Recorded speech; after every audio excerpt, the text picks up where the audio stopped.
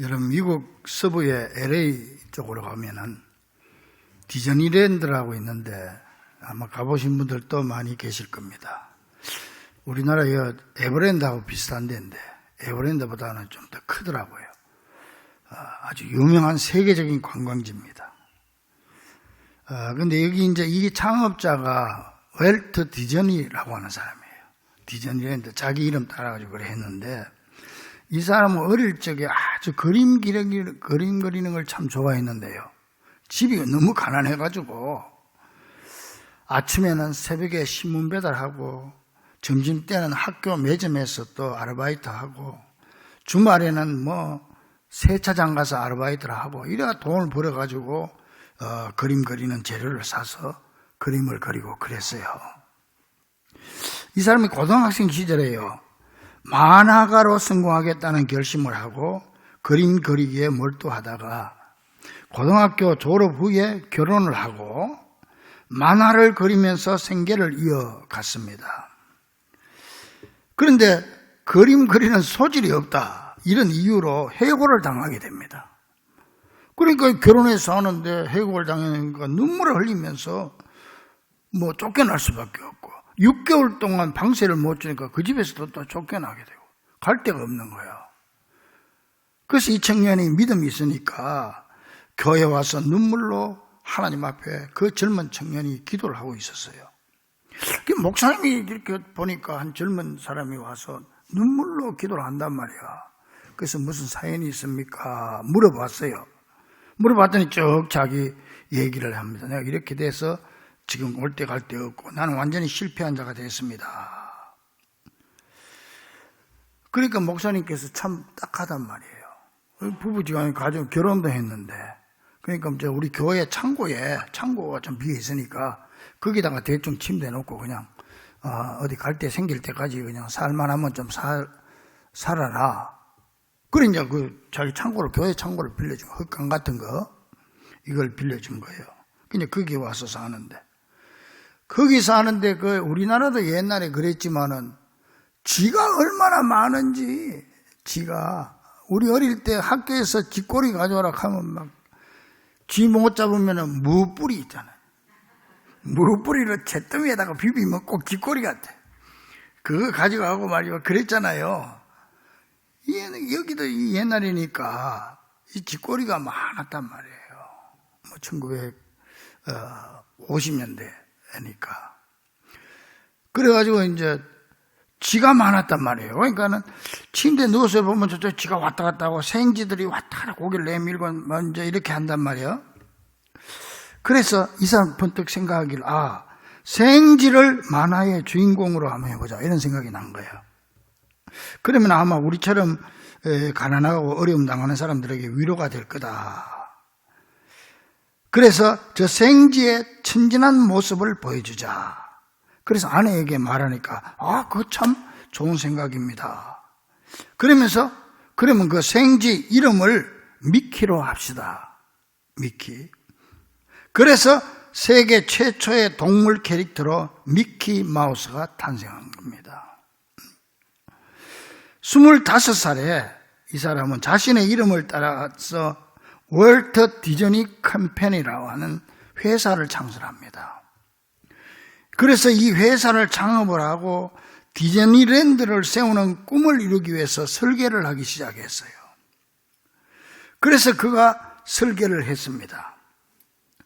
그 설계를 다 완성을 디즈니랜드 설계를 다 완성을 했는데 투자자를 찾을 수가 없는 거예요. 이리 가도 안 되고 누가 어디 가도 뭐 다 반대하는 거예요. 내 돈 투자하겠다는 사람이 없어. 30년을 그 고생을 합니다. 그래도 투자하는 사람이 없었어요. 그 30년 후에 어느 은행에서 그럼 우리 은행이 투자하겠습니다. 그래 투자자가 나선 거예요. 그래서 LA에 그쪽에 사막 같은 황무지에다가 디즈니랜드를 세우기 시작했고 대박이 난 거죠. 그래서 지금도 세계 디즈니랜드는 지금은 이제 프랑스에도 있고 일본도 있고 있어요. 지점 비슷한 게 있는데 꼭 그 디즈니랜드 중간에다가 이 은행을 꼭 지어놓고 거기서 나오는 모든 돈은 그 은행에만 입금을 하고 거래를 합니다. 그때 투자해준 게 고마워서 그렇게 합니다. 이 30년 고난의 세월을 보낸 다음에 이렇게 일어서게 되지요. 이 창업자 월터 디즈니는 그때 고마움을 잊지 않고 늘 생각하면서 이때 특별히 그때 그 교회에서 기도할 때 목사님이 목사님이 와가지고 기도만 해준 게 아니고 성경도 찾아요. 히브리서 10장 38절을 찾아주면서 이걸 읽어주면서 이 말씀대로 힘을 내시오 그랬다. 같이 한번 읽어보겠습니다. 시작. 믿음으로 말미암아 살리라. 또한 뒤로 물러가면 내 마음이 그를 기뻐하지 아니하리라. 할렐루야.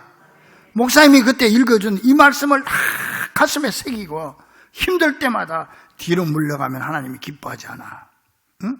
하나님이 기뻐하지 않는다. 나는 오직 의인은 믿음으로 살겠다. 믿음으로 살겠다. 그래서 이렇게 성공한 것입니다. 할렐루야. 자, 오늘은 성경에 나오는 인물 중에서 비슷한 환경 조건에서 출발했지만은 결과는 완전히 한 사람은 실패자로 떨어지고 한 사람은 최고의 성공자로 올라선 사람, 이 두 사람들을 비교하면서 이 실패와 성공의 원인, 도대체 무엇이 문제인가를 기억해 보면서 은혜를 나누도록 하겠습니다. 가장 먼저 우리가 비교할 사람은 사울 왕과 다윗 왕입니다. 이 두 사람은요, 같은 시대를 살았는데 출신 성분도 비슷해. 사울도 이 영세 농가에서 태어나서 당대의 이스라엘의 왕의 자리에 오른 인물이고, 다윗도 역시 가난한 양치기 가정에서 태어나가지고 온갖 풍상을 다 극복하면서 왕위에까지 오른 인물이죠. 요즘 말로 하면은 이 두 사람이 다 흑수저 출신이라. 그러면 이렇게 비슷한 조건을 가진 사람들이 무슨 이유로 사울은 완전히 실패해서 비참한 왕이 되고 다윗은 대대로 추앙받는 위대한 왕이 되었을까요? 지금도 이스라엘은 다윗을 국조로 생각을 하고 이스라엘 국기에 보면은 별이 이렇게 그려져 있어요. 그게 다윗의 별이에요. 그 정도로 추앙을 받고 있단 말이에요. 그 왜 한 사람은 이렇게 실패하고 한 사람은 이렇게 성공하게 됐을까요? 결론부터 말씀드리자면요, 뭐가 문제냐? 믿음이 문제였습니다. 뭐가 문제다? 믿음입니다. 사울은 갈수록 믿음이 오그라든 사람이에요. 그러면 하나님을 나중에 떠나게 됩니다. 믿음을 다 잃어버리죠. 그러나 다윗은 갈수록 믿음이 더 커져가는 사람입니다. 이 믿음의 척도는요, 평소 좋을 때 보면 모릅니다. 다 믿음이 좋은 것 같지, 신사숙녀 같고. 그런데 어려움을 당하고 고난을 당해보고 위기를 당해보면 그때 믿음의 진가가 나타나는 거예요. 사울처럼 완전히 꺼져버리는 사람이 있고 다윗처럼 그때 믿음의 꽃을 피우고 확 올라가는 사람이 있단 말이에요. 한 가지 예를 들면요, 이스라엘 나라의 영적 지도자인 사무엘이 죽자 숙적 블레셋이, 그 우리나라하고 일본하고 사이가 안 좋은 것처럼 꽉 이 블레셋이 역사적으로 보면 계속 이스라엘을 괴롭혔어요. 침략을 하고. 그런데 블레셋이 보니까 이스라엘의 영적 지도자 사무엘이 죽었단 말이야. 그러니까는 야, 이때다. 저 사울 왕은 있지만은 지금 무시해버리고 공격하자. 그래, 침공을 해와 버린 거야. 그 나라가 흔들릴 때. 그러니까 이 사울 왕은 겁이 덜컥 난 거죠. 큰일 났죠, 이거. 어떻게 했습니까? 이런 위급한 상황 속에서 사울 왕은 어떻게 했느냐? 사무엘상 28장 5절에서 7절 보니까 이렇게 돼 있어요. 같이 읽어봅니다. 시작. 사울이 블레셋 사람들의 군대를 보고 두려워서 그의 마음이 크게 떨린지라. 그래서 어떻게 했느냐? 7절 시작. 사울이 그의 신하들에게 이르되 나를 위하여 신접한 여인을 찾아라. 신접한 여인이 요새 말하면 용한 무당 좀 찾아오느라 그 말이야. 이렇게까지 타락과 이렇게까지 떨어져 버리고 이렇게까지 믿음 없는 사람이 되어버린 거예요. 아니 이런 위급한 시기에 하나님의 이름으로 기름 부어서 왕이 된 사람 아니에요, 이 사람이. 그런 사람이 무당 찾아가지고 돌아다니는 거야. 응? 그 결과가 어떻게 됐습니까? 결국 그는 이 전쟁에서 비참하게 패배하게 되고 자신도 거기서 전사하게 됩니다. 죽게 됩니다. 결국은. 그러나 다윗의 경우를 한번 보세요. 정반대입니다. 다윗과 그 일행이 사울의 그 추적을 피해서 도망가 있을 때입니다. 그 아둘람 굴에 숨어서 살고, 다윗이 요새 말하면 정치적으로 이제 피해자들이 정치적으로. 그래가지고 그냥 아둘람 동굴 속에 숨어 살았는데, 그러니까 그 당시에 사울 왕의 그 정치적으로 핍박을 받던 사람들이, 이 사람들이 한 사람 두 사람 다 도망와서 다윗 밑으로 다 들어온 거예요. 그래서 거기서 산 거예요. 한 600명이 거기서 산 거예요. 그런 이제 어떤 일이 있어가지고 외지에 나갔다가 3일 후에 돌아와 보니까 아이고 이거 큰일 난 거야. 저 아말렉 사람들이 여기를 공격해가지고 만만히 보고 말이지 600명이 사니까 공격해서 다윗의 자식들, 다윗 가족들, 여기 다윗 무리와 함께 있던 그 정치적인 피해자 그 가족들, 이 사람들 가족들을 싹 다 잡아가 버린 거야. 포로로 끌고 가버린 거예요. 굴비 엮듯이 엮어가지고 다 끌고 가버렸어. 자, 이런 위기를 당했을 때 아까 사울은 무당 찾았죠. 세상을 바라보았습니다. 다윗은 어떻게 했느냐? 사무엘상 30장 3절에서 8절 같이 봅니다. 시작. 성읍에 이르러 본저 성읍이 불탔고 자기들의 아내와 자녀들이 사로잡혔는지라. 4절. 다윗과 그와 함께한 백성이 울 기력이 없도록 울 기력이 없도록 운 거야. 그리고 또 6절 시작. 백성들이 자녀들 때문에 마음이 슬퍼서 다윗을 돌로 치려. 다윗이 무슨 죄가 있어? 근데 이게 백성들은 잘못하면 이게 지도자를 원망하거든. 응? 그래가지고 그냥 다윗을 그냥 돌로 치려고 한 거야. 화가 어디 분풀이 할 데가 없으니까. 이런 위기 속에서 어떻게 했냐? 치자 하니 그 다음 시작. 다윗이 크게 다급하였으나 그의 하나님 여호와를 힘입었고 용기를 얻었다. 누구를 힘입고 용기를 얻었다? 사울은 무당 찾아 쫓아갔어. 그런데 다윗은 하나님을 본 거예요. 하나님 때문에 용기를 얻었더라. 그 용기를 얻어가지고 다윗은 뭘 했어요? 그 다음에 시작. 여호와께 묻자와 이르되 내가 이 군대를 추적하면 따라잡겠나이까. 참 보세요. 이 다윗은 이때 여호와를 위기 속에서 하나님을 바라보고 하나님 앞에 기도하고 하나님 앞에 물어봤다는 거예요. 믿습니까? 요게 다른 겁니다. 요게 다른 겁니다. 자 보세요. 다윗은 사울과는 정반대, 생사를 가르는 위급한 상황에서도 흔들리지 않고 믿음의 용기를 가지고 여호와 하나님께 기도를 올렸고 하나님이 시키는 대로 순종해서 하나님이 그럼 가라, 추격해라.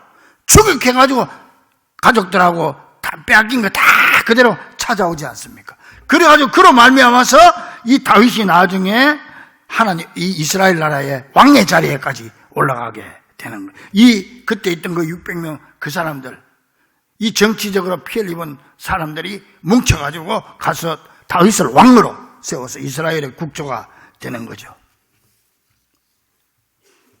자, 그 다음 또 두 사람을 보는데 실패자 엘리 제사장과 성공자 사무엘 선지자를 비교해 봅니다. 이 엘리 대제사장은요 하늘같이 높은 자리에 있었어요. 그러나 사무엘은 시골 농부의 아들이었습니다. 그러나 두 사람의 위치는 점점 바뀌게 돼요. 점점 바뀌게 되고 결국 엘리 가문은 몰락의 길로, 사무엘은 당대의 명문으로 상승하게 됩니다. 완전히 거꾸로 되게 됩니다. 왜 그렇게 되었을까요? 무엇이 문제입니까? 한마디로 사명감의 문제입니다. 뭐가 문제다? 엘리 대제사장은 자신의 사명감을 다 저버리고 자기 관리도 못해. 이 양반은 자기 관리도 못하고 자식들도 관리를 못했어. 이 엘리 제사장에게는 자식이 홈리와 비나스라고 하는 두 아들이 있는데, 이 두 아들이 말이죠, 백성들이 제물을 갖다 제사들의 소나 양을 잡아 바치면은 좋은 부위, 맛있는 부위는 다 금전해가지고 지가 자기들이 먹고, 그리고 성전에서 수종되는 여인들이 있었거든. 요새 천주교로 말하면 수녀님 같은 사람들이 그 옛날에 있었다고. 제사 그분들에게 몹쓸 짓을 하고, 아들들이 그랬단 말이에요. 그랬는데도 불구하고 아버지 엘리는 자기 자식들을 귀하게만 여겼지 통제하지 않았던 것입니다. 그래서 여호와께서 질책하시면서 사무엘상 2장 34절에 내 두 아들 홈리와 비나스가 한날에 죽으리라. 또 내가 나를 위하여 다른 충실한 제사장을 세우리라. 하나님 앞에서 완전히 버림을 받아버린 거죠. 그래서 하나님은 엘리를 버리고 사무엘을 세우게 되고, 엘리 가문은 그 시로부터 완전히 비참하게 몰락하게 됩니다. 따라합니다. 사람이 버리면 갈 곳이 있지만 하나님이 버리면 갈 곳이 없습니다. 믿습니까? 무엇이 문제입니까? 결국 하나님이 주신 사명감입니다. 엘리 제사장은 비만으로 그 이후로 자기 관리도 못해가지고 얼마나 뚱뚱한 사람들은 자기 관리를 좀 덩하니 했어요. 엘리 제사장이 그랬어요. 그래가지고요, 두 아들 홈리와 비나스가 한날 한시에 죽어버린 거야. 죽었다는 소식을 듣고 그래가지고 넘어졌는데 얼마나 뚱뚱했는데 목이 부러져서 그 자리에 죽어버린 거예요. 한꺼번에 하루아침에 같은 시간에 두 아들과 아버지가 한꺼번에 죽고 몰락하게 되는 거예요. 대실패자가 됐어. 반면에 끝까지 사명감에 충실했던 사무엘은 영원히 추앙받는 대성공자가 된 줄로 믿습니다. 위기를 당할 때 첫째, 믿음을 붙잡아라. 둘째, 사명을 붙잡아라. 할렐루야. 요 차이입니다. 다른 차이가 없어요. 또 하나 더 있어요. 신약으로 넘어가서 예수님의 12제자 중에 가룟유다와 베드로를 한번 봅시다. 이 12제자 중에 가장 똑똑했던 사람이 가룟유다예요. 그는 요즘식으로 말하면 운동권 출신이에요. 로마 제국의 식민 지배를 받고 있는 조국의 독립을 위해서 인생을 걸었던 청년입니다. 그러나 그의 삶은 비극적 실패자로 끝나고 말았습니다. 반면에 베드로는 역사의식도 명석한 두뇌도 아니었고 더욱이 성격이 급해서 욱하고 잘 나서는 통에 실수가 많았던 사람으로 인간적인 면에서는 가룟유다보다 모든 면에서 뒤떨어진 사람이었지만 그는 영원히 추앙받는 대성공자가 된 것입니다. 무엇이 문제입니까?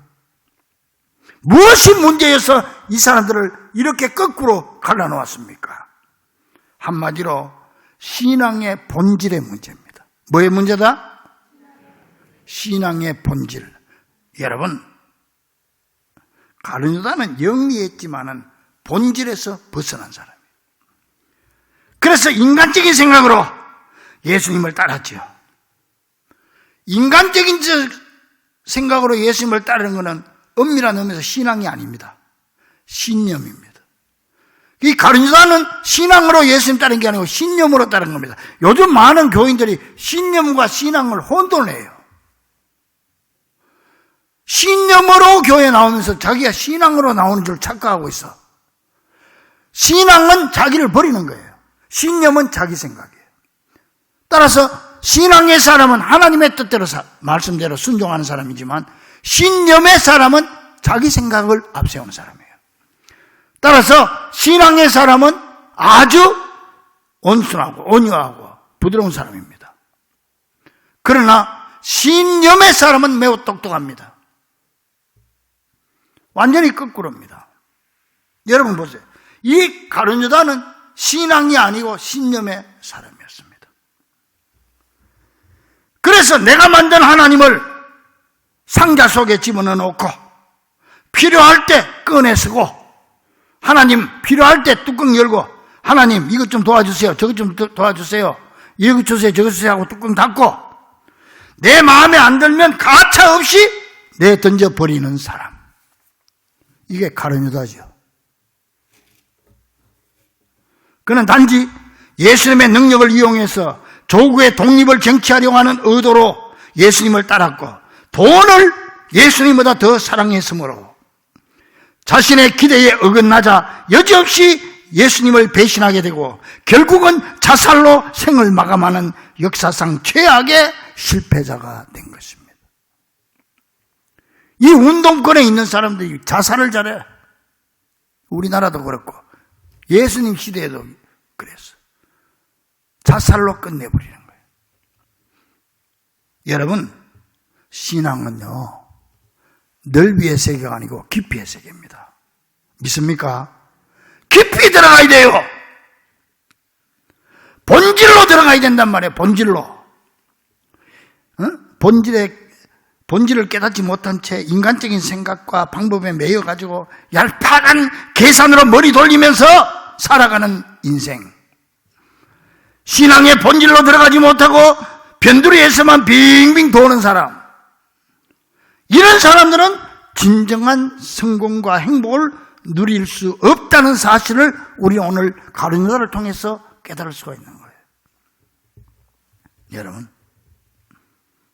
그러면은 베드로는 어땠습니까? 베드로는 애초에 학문도 없는 범인이요, 성격도 급하고 거칠었고, 예수님을 3번씩이나 부인했던 사람. 그러니까는 가룟 유다도 배신하고 베드로도 배신했던 사람이에요. 정도의 차이는 있지만 똑같은 배신자예요.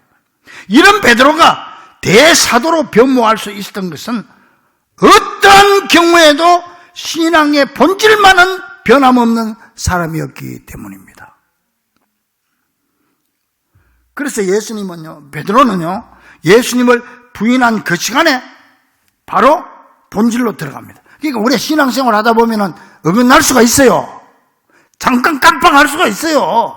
그러나 그때 다시 깨닫고 본질로 들어오고 본질로 들어오는 거예요. 그래서 예수님을 모른다고 부인했을 때 어떻게 했냐? 마태복음 26장 75절에 보니까, 우리 함께 한번 읽어보면 시작. 이에 베드로가 예수님의 말씀에 닭 울기 전에 네가 3번 나를 부인하리라 하심이 생각나서 밖에 나가서 심히 통곡하니라. 보세요, 여러분. 가룟 유다는요, 예수님을 배신하고 자살해서 끝내버렸어요. 근데 베드로는 예수님을 배신하고 예수님 말씀이 기억나서 다시 본질로 돌아온 사람이에요. 이게 차이점이에요. 이게 차이점. 바로 이거예요.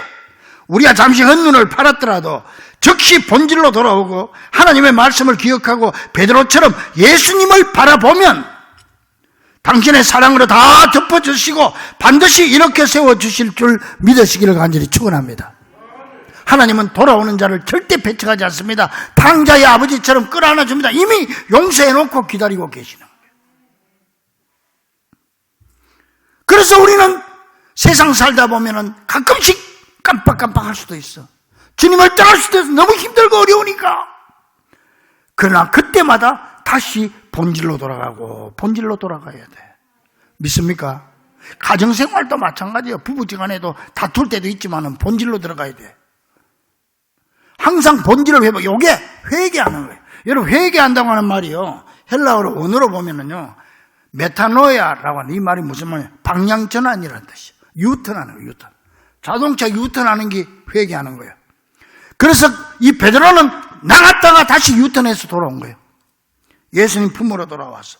사랑하는 여러분, 우리 주님은 우리를 끌어안아 주시고 용서해 주시고 새롭게 출발시키기 위해서, 그래서 베드로에게 내 양을 치라, 내 양을 먹이라, 새로운 사명을 주기 위해서 주님께서는 지금도 여러분과 나를 부르고 계십니다. 이사야 1장 18절에 오라, 우리가 서로 변론하자. 너희 죄가 종 같을지라도 눈과 같이 희어질 것이요 진홍같이 붉을지라도 양털같이 되리라. 할렐루야. 주님은 지금도 김집사야 이집사야 오너라 나하고 얘기 좀 하자. 나하고 변론하자. 너희 죄가 종같이 붉을지라도 흰 눈같이 될 것이고 진홍같이 붉을지라도 내가 양털같이 해주겠다. 오라 너희 목마른 자들아 물러나오라. 돈 없는 자도 오라. 너희는 와서 사 먹되 돈 없이 값 없이 와서 포도주와 저절을 사라. 너희가 어찌하여 양식 아닌 것을 위하여 은을 달아주며 배부르게 못한 것을 위하여 수고하느냐. 내게로 돌아오라. 내가 너희들을 긍휼히 여길 것이다. 내게로 돌아오면 너희가 좋은 것을 먹을 것이며 기름진 것으로 즐거움을 얻으리라. 내가 너희와 언약을 세우리니 영원한 언약을 세우리니 곧 다윗에게 허락한 확실한 은혜니라. 믿습니까? 우리 주님은 지금도 우리에게 오라. 와서 얘기 좀 하자. 와서 오면은 내가 다 용서해주고 다 덮어주고 새롭게 출발할 수 있도록 도와주겠다. 근데 가룟 유다는 그 소리를 외면하고 끝내버린 거예요. 그런데 베드로는 돌아간 거예요. 사랑하는 여러분, 돌아가면서 합니다. 주님께 신앙의 본질로 돌아가면서 합니다. 할렐루야. 주님은 그걸 원하고 계십니다. 우리 예수님의 사랑은 우리의 모든 죄, 평생 지은 죄보다 크십니다. 예수님의 사랑을 요만하다고 생각하지 마세요. 예수님의 사랑은 온 인류의 죄를 다 용서해주고 덮어줘도 남을 만큼 큰 사랑입니다. 얼마든지 주님 앞에 가져가십시오. 주님께서 다 용서해주시고 덮어주시고 새로운 사명을 주십니다. 문제는 가룟 유다처럼 끝내버리지 마세요. 잘라버리지 마세요. 주님 앞으로 돌아오세요. 할렐루야. 사랑하는 우리 중고가족들이여, 무엇이 문제입니까? 한마디로 믿음과 사명감과 그리고 신앙의 본질입니다. 그러기 위해서 우리도 오늘 본문 말씀을 가슴에 새기고 그렇게 살아갈 수 있기를 우리 주 예수 그리스도 이름으로 간절히 축원합니다. 항상 오늘 본문 말씀 기억하세요. 같이 한번 읽어봅니다. 오늘 본문 말씀 같이 시작. 너희는 먼저 그의 나라와 그의 의를 구하라. 그리하면 이 모든 것을 너희에게 더하시리라. 한 번 더 시작. 너희는 먼저 그의 나라와 그의 의를 구하라. 그리하면 이 모든 것을 너희에게 더하시리라. 할렐루야. 기도하겠습니다.